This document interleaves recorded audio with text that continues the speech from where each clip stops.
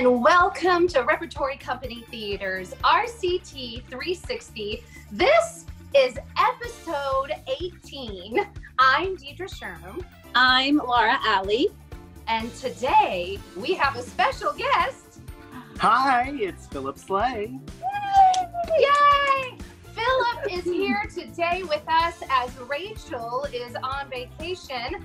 And we're so happy to have you with us today, Philip, for this special back to school special episode of RCT360, where we want to recognize everyone who's making the adjustment, most of us this week, as we head back to school.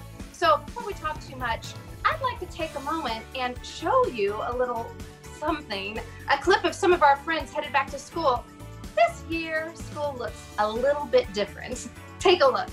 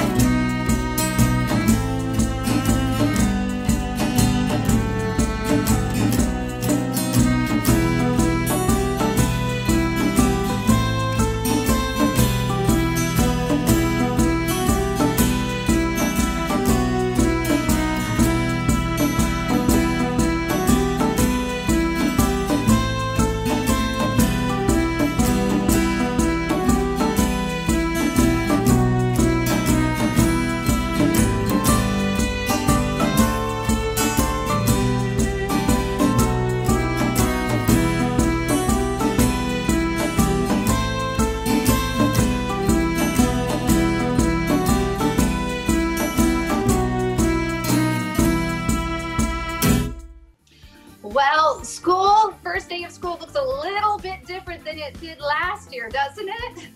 Now, Laura, I saw your two girls in there, right? Yes, their first day of school was Wednesday, and it was very different. Our first day of school attire was beautiful from the waist up, cute tops, good hair, but from the waist below, pajama pants and slippers. So it was a completely different kind of first day. Hey, it's kind of like how we do it here, right? Exactly. Well, exactly. Exactly, right? I wanted to take a moment. Now, Rachel is on vacation and isn't with us this week, but today we have Philip, and we want to take a moment and learn a little bit about Philip. Now, Philip, you are an actor extraordinaire, and as I've told you many times, one of my favorite people, especially on stage. We've done several shows together, but why don't you just tell us a quick bit about who you are? Well, sure. My name is Philip Slay. I've been an RCT company member since almost 2015. I love RCT. I love our RCT family, and I'm so excited to be here. I work in the arts. I'm a program manager for an arts education organization. I do theater all the time, so I'm just excited. And we're so excited to have you here. And I know that you work with a lot of kids in your program, and as everyone's making these adjustments. So we just love that you're here on our back to school day. And next, we're just going to head right over to Laura, who has a special back to school interview and in the spotlight. So take it away, Laura. My In the Spotlight guest this week is someone who I've been friends with for many years. Please welcome to the webcast the very talented Brittany Charles. Hi, Brittany. Hi. Thanks for being here with us today. Sure. Can you tell us a little bit about who you are and what it is that you do? Sure. Well, I've been in education for 14 years, and for the past 2 years, I've been an assistant principal at a middle school. So it's a crazy time for us at the moment. I've also got a family. Yeah, go Sorry. ahead. I've also got a family at home, a third kid on the way, husband in grad school, so we're building a house, so it's a really busy time. You're a little bit busy, and so that kind of brings me to my next question, and is how has your line of work changed due to the pandemic? Well, in an admin perspective, it has changed so much. I came up here many days during the summer to help prepare for this school year. One of the things that has changed is that instead of using a program to create our schedules, we actually hand scheduled every single kid. And we did this with the hopes that we could pod the kids. So basically, they're in a group of about 20 kids, and they're grouped so that they travel, even in middle school, throughout the day together, so that if somebody was exposed, it would limit the number of people that works around that child.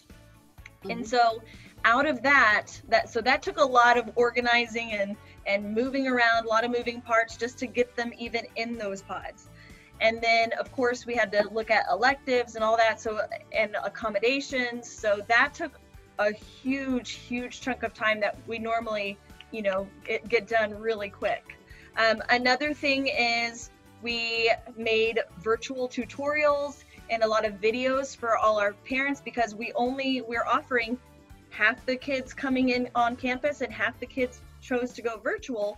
So we had virtual tutorials. Here's how you log in, and yours truly got to create the videos and showing kids, where to go, what to click on, what it's going to look like. Here's the times that you need to go. Showing parents, hey, if your kid's coming on campus, this is what it's going to look like. Here's what you need to know. Here's what your kid needs to be prepared for that day, that their first day that they come in. Another thing is just we had to sit down and think of procedures for everything. Our cafeteria, unfortunately students are on a seating chart in the cafeteria in middle school. So those pods that we created in the cafeteria, there's a row that is for pod 1, a row for pod 2, and within each pod, A, B, C, D. So they're sitting next to these same people all day. Even in the classroom, that's the same seating chart in every classroom with that pod, so that it limits the amount of exposure to other students should something arise. Another thing is just passing periods. We used to have a break in our schedule. We took out the break, and now we extended our passing periods so that we could have 2 rounds of passing periods. So the half of the pods are released to go to the hall to go to their next class. 3 minutes later, the second half is released. So that would just limits the number of people in the hallway. We can social distance better. And even arrival and dismissal, the kids no longer get to kind of hang out at the beginning of the day in the gym or in the cafeteria. They have to go straight to their first period class. And at dismissal, we stagger it as well, where if you're a walker, you get off the campus, and then bus riders, then car riders, etc. So it really basically we had to rethink and walk through every single procedure throughout the day to see how's this going to look like? How can we make sure that we're following CDC guidelines, that parents are going to be happy with what we're doing, that we can still provide, a great learning environment and still be an enjoyable place for kids to come. So, and that's all just on the admin perspective. Yeah. If you jump into the teacher perspective, they have a lot of work put on them this year. Number one, they didn't really get a choice if they wanted to go virtual or on campus, because you got to come on campus or you're not going to have a job. So that was already hard for several teachers who, would have chosen to try to teach virtually or something like that. And not only that, but in my district, we have 2 middle schools. And so what we're actually having to do is make sure that both of our middle schools align, almost exactly to what we're doing, because we have the on-campus teachers, but we also have a virtual teacher. So let's say we have a virtual math teacher for 6th grade. There's only one teacher for both middle schools. So we have to make sure that everything is aligned so that one virtual lesson can accommodate both schools and all the kids that are tuning in from both schools. So all of our virtual lessons, the kids are added to a Google Classroom. There is a designated teacher for that Google Classroom that's the virtual teacher, and they will live record a lesson each day, and they do that when they have nobody in their class. So it's an empty classroom that they're essentially teaching to and recording, but all the kids know what time that will be live, and just like a Zoom or a Google Meet, they can tune in and they can watch the lesson live, they can interact and ask questions and stuff like that. And then after they've watched that lesson live from the virtual teacher, they can then look at their actual teacher's Google Classroom. It's linked to their real Google teacher's classroom, and they can see their assignments for that day. And the tricky part on that too is, you know, for public schools, we really rely on attendance for funding. So then we have a whole nother situation where we have to figure out, well, how can we tell if virtual students are actually attending for that day? So, you know, one of the things that we have to do is have a little small daily assignment check-in, like 2 or 3 questions that the students complete, maybe on a Google form or something like that, that shows that they attended for that day. They didn't just like pop in for 2 seconds on the Google Meet and then pop out and be like, I was there, you know. Right. They have to show, like, you know, there's 2 follow-up questions to the lesson that show that they actually listened to it and what it was. And then we use that to help us know if the virtual students attended for the day. Not only that, so they have to make a daily activity for that, in addition to whatever assignments they want to actually put on there.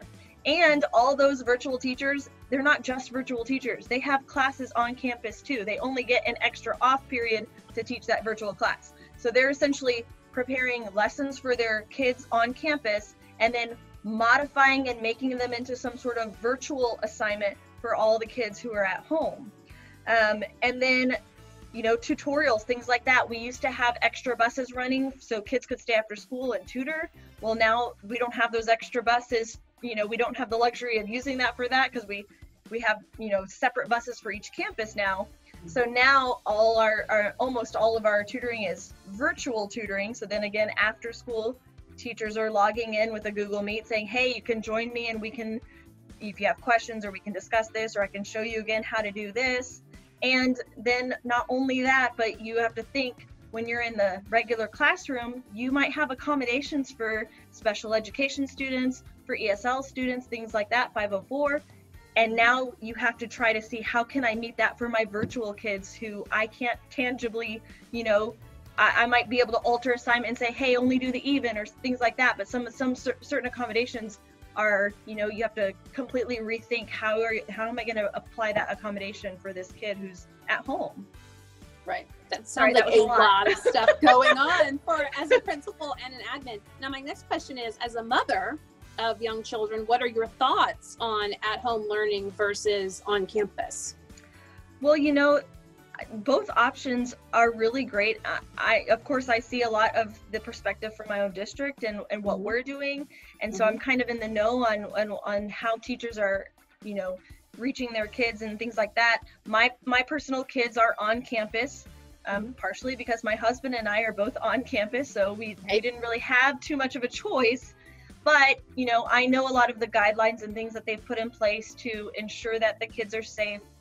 Just like we've done here at the middle school, they're doing their whole set of things at the elementary school to keep them safe. But at the same time, you know, if my kids were learning from home, that there's so many great options, like just the fact that a kid can log in and view their teacher live doing a lesson every day and have an opportunity to ask questions. I mean, potentially maybe even get a little more one-on-one time, because I can interject questions in the feed and then they can respond as time goes by, and I don't have to raise my hand, or I don't have to point out that it was me that asked that question. You know, it could just be more anonymous and the teacher just addresses those things. So I know for some students it's been really beneficial, and other students work better, you know, in person. So I mean, I think both options are really great, just depending on how your child is and what you have access to. Right, exactly. So it is, obviously, I think today was your first day of school, correct? First day of school. So we're going to take it a little more personal for this question, and I would love to know, what is your favorite back to school memory for yourself? As a teacher? Sure, it could be a teacher, or as a student yourself, or as a parent, whatever you want it to be. I mean, as a student, I loved getting to skip my schedule. I just wanted, the first day was like the best day, because you just wanted to see who was in your class and what happened over the summer, and oh my gosh, how much have you changed, and then after the first day, you're like, all right, it's just school again.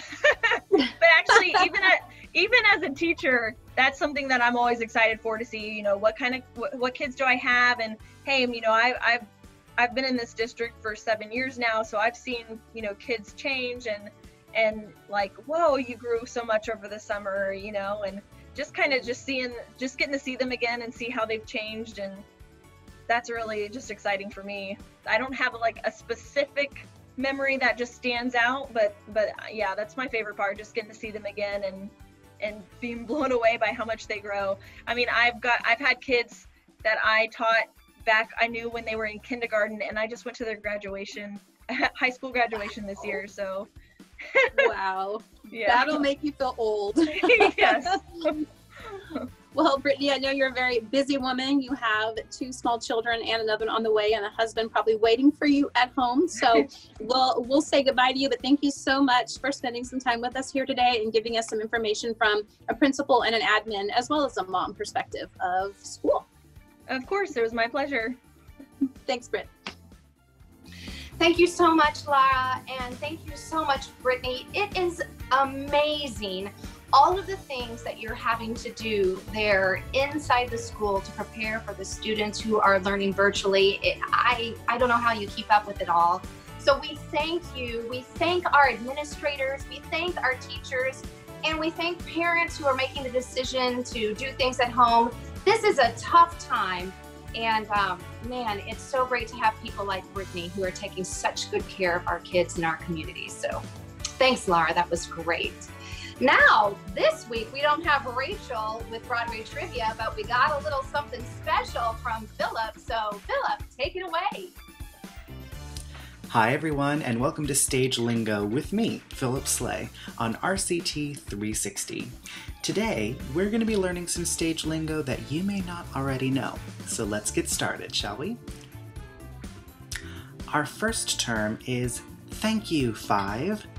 Thank you 5 is something that an actor says when they're given a 5-minute call to places. We say thank you 5, sometimes it's thank you 10, thank you 15, but we always thank who's ever telling us because they're letting us know we only have a little bit of time left before the show's about to begin.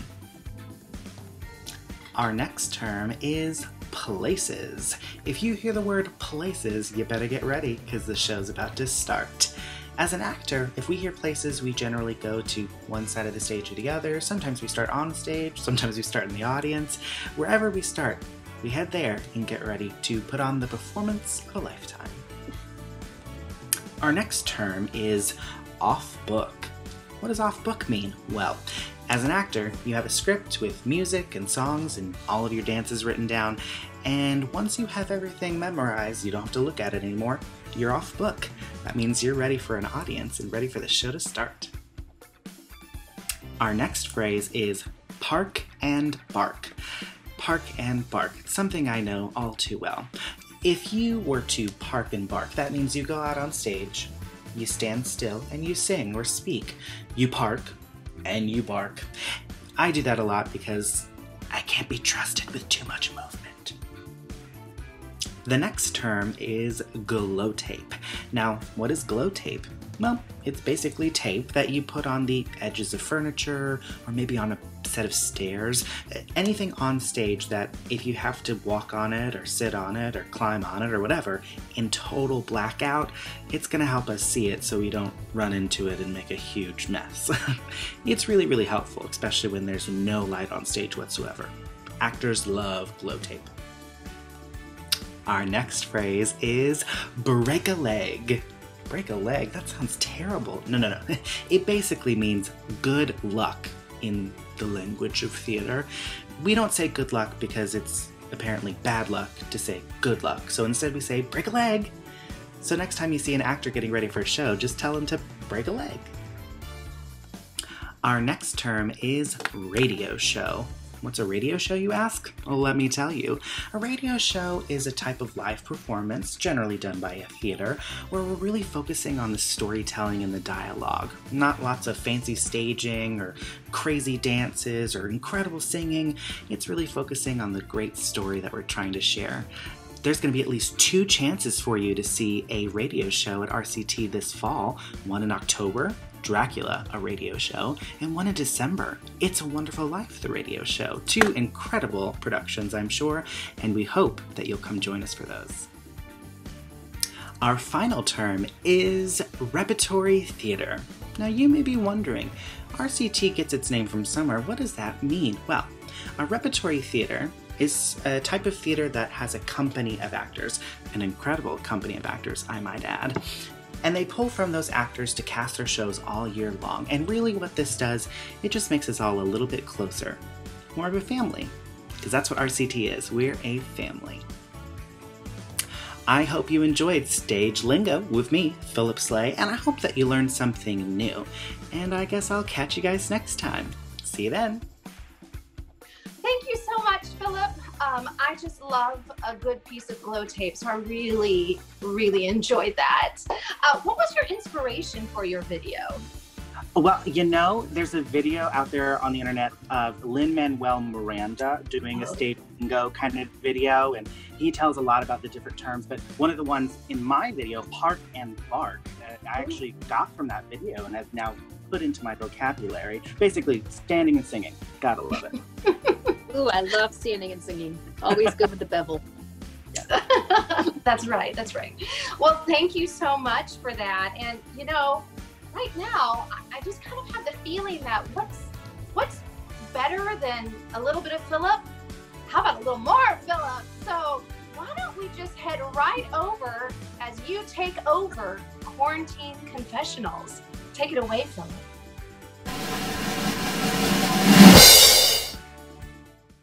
Hello, and welcome to Quarantine Confessionals. Come closer. Closer. Not that close. I don't know how Rachel does that. This week on Quarantine Confessionals, I'd like to tell you a little back-to-school story. When I was a young lad, I went back to school 1 year, 3rd grade, 4th grade, something like that. And going through the day, first day, a little nervous. It's okay, though. And I get to lunchroom, you know, who am I going to sit with? Am I going to be popular? Side note, didn't happen. But when I sit down to lunch, I'm starting to feel a little queasy over my dino nuggets and chocolate milk. And I'm thinking I should go to the bathroom. So I asked to go to the bathroom, denied. Okay, fine. I asked to go to the bathroom again, going, really, it's kind of an emergency. No, we're about to go back to class. Just, you can hold it. And finally I say, I can't wait.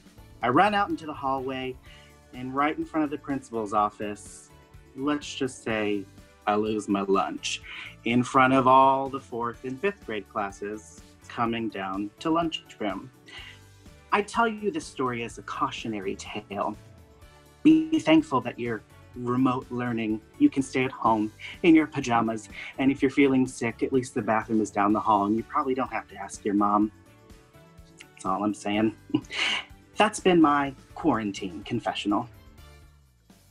Oh, Philip, I can always count on you to find the silver lining. Thank you so much. You would have made Rachel very proud, I'm sure. Well, now we're going to move on over to Lara and Whatcha. Take it away, Lara.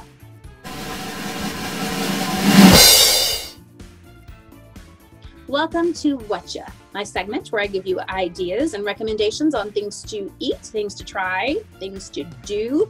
We start, as always, with our Were Ya Watchin' trivia question. The question from this week is, what did Philip Slay eat and then lose for lunch on that fateful day in the 3rd grade?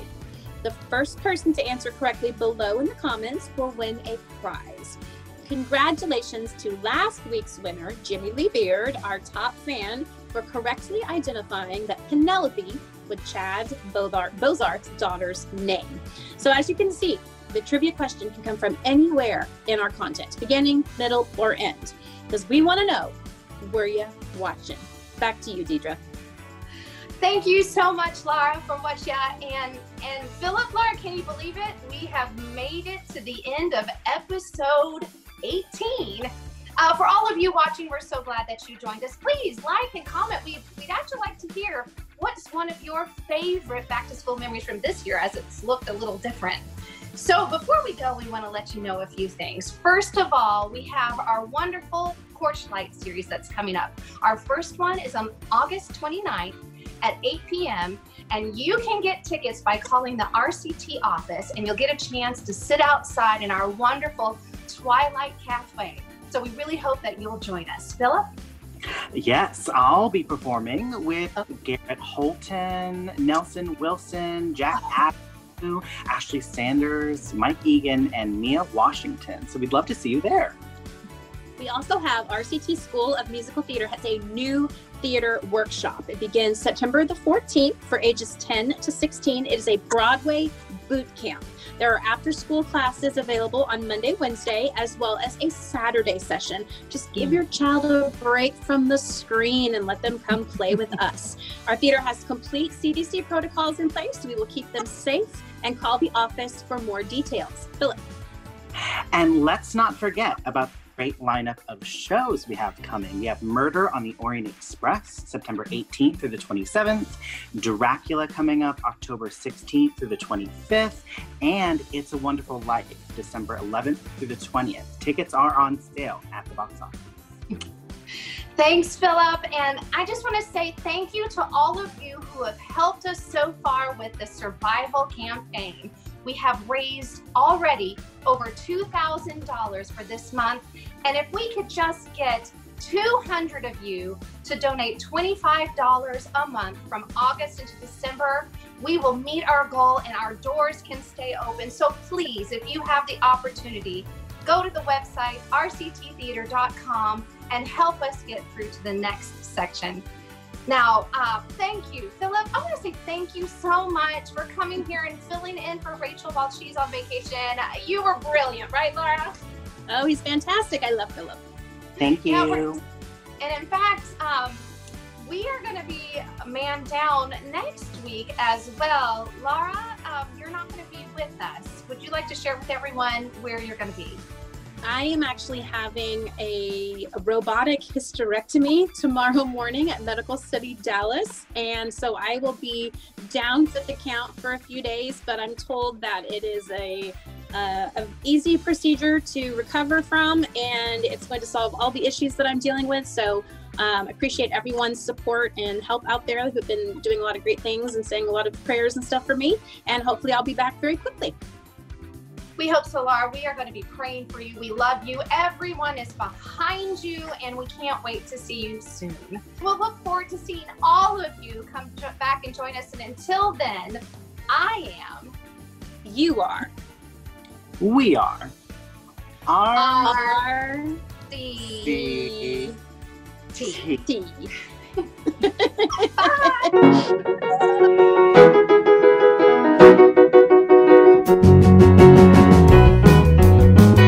Did you hear my children screaming and having a fight in the other room? No, That's why I I didn't. strategically grabbed my phone and had to text the word shh. It's just my sparkling personality. Every once in a while, Abby opens my bedroom door and says, because I have her phone. Because I have her phone.